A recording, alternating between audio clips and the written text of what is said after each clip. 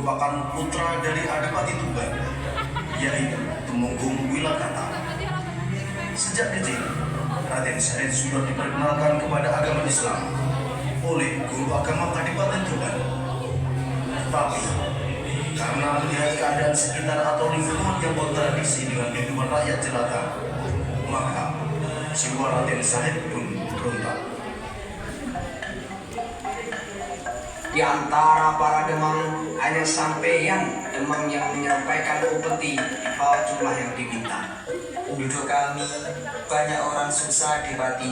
Tapi kenapa demang-demang lain mampu mencukupinya? Itu dilakukan dengan cara paksa. Bahkan lebih banyak upetinya yang diambil daripada hasil yang mereka dapat. Kasihan mereka. Tidak ada urusan. Demi kepentingan kerajaan, jangan pedulikan. Sekali lagi kamu melanggar, tak cabut kedudukanmu.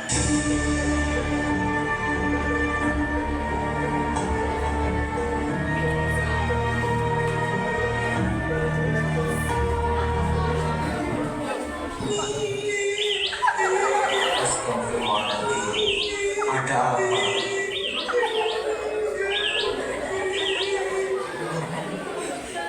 Pak, tolong Pak. Pak, tolong Pak. Ada orang meninggal, Pak.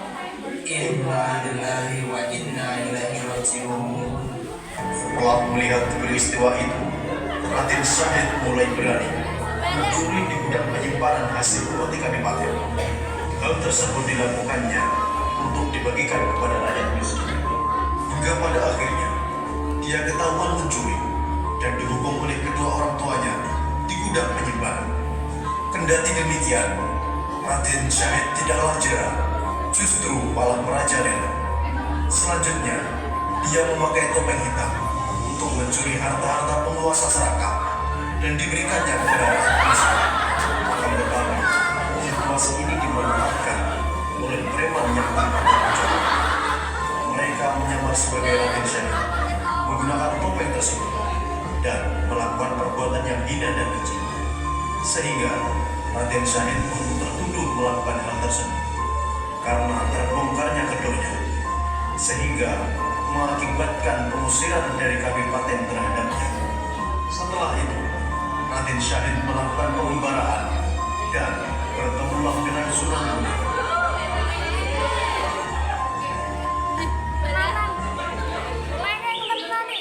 Maaf Kanjeng, apakah boleh saya bertanya? Boleh di sana. Ada apa? Kan Kanjeng belum seberapa tua, mengapa sudah memakai tongkat? Sekedar untuk panduan jalan.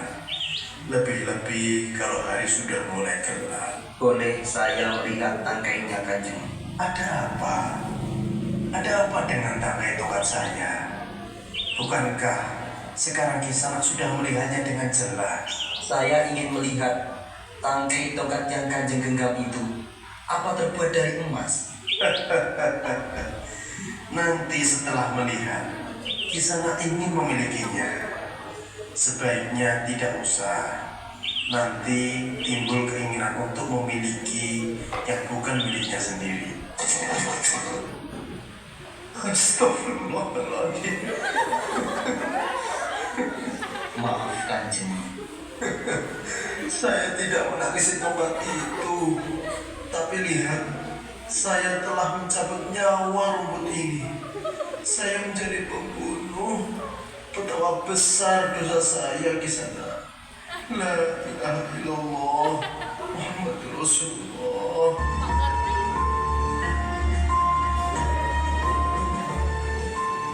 Kalau Kisanak cuma menginginkan benda apa Kanjeng? Itu, ambillah. Benda itu lebih berharga dari tongkat ini. Dan buat bolang-galing itu berubah menjadi emas, sehingga Raden Syahid segera melakukan sesuai arahan Sunan Gunung. Akan tetapi yang terjadi setelah Raden Syahid memanjat pohon itu, buah pohon itu runtuh tepat di atas kepala Raden Syahid, sehingga mengakibatkannya jatuh pingsan. Setelah bangun dari pingsannya, Raden Syahid beremas yang dilihatnya tadi seketika berubah menjadi buah guling-guling, dan dia segera berusaha untuk mencari orang tua tadi. Dan setelah sekian lama, akhirnya bertemulah Raden Syahid dengan Sunan Bonang di pinggiran sungai.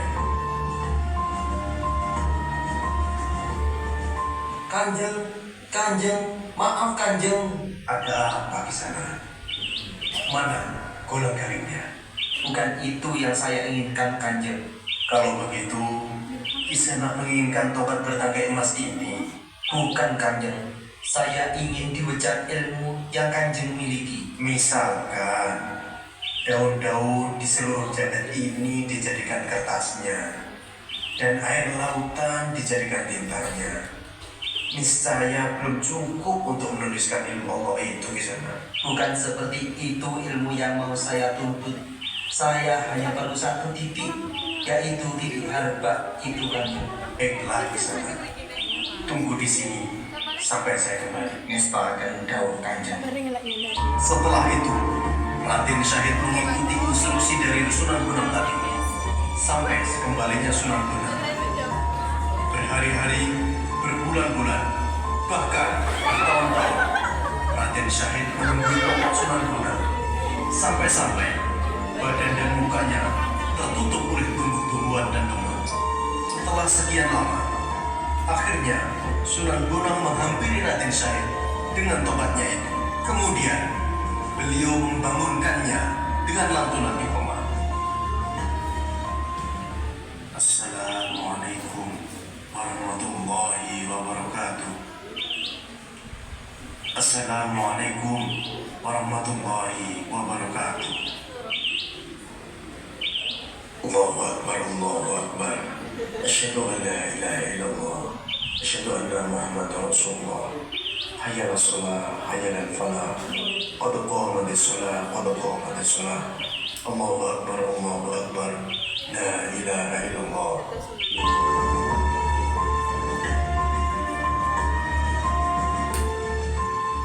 Untuk melengkapi ilmumu, pelajarilah semua ini. Alhamdulillah Rabbil Alamin. Kau tidak akan mengenal Tuhan sebelum kau mengenal dirimu. Setelah itu, belajarlah Sunan Kalijaga ilmu-ilmu Torah, terlebih kepada ilmu-ilmu tasawuf dan dakwah. Sebarkanlah agama ini ke seluruh daerah. Tapi ingat, dalam Islam tidak ada paksaan dalam beragama. Berpegang teguhlah kepada Al-Quran dan hadis Nabi Muhammad SAW.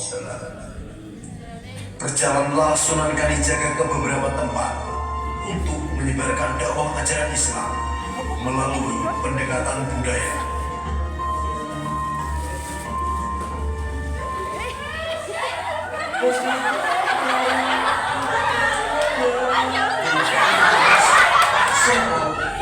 Ini saya kira dia macam baik.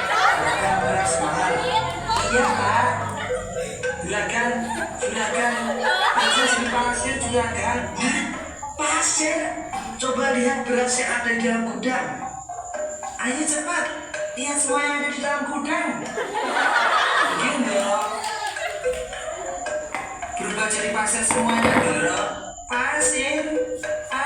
Ini juga menjadi pasir Pak.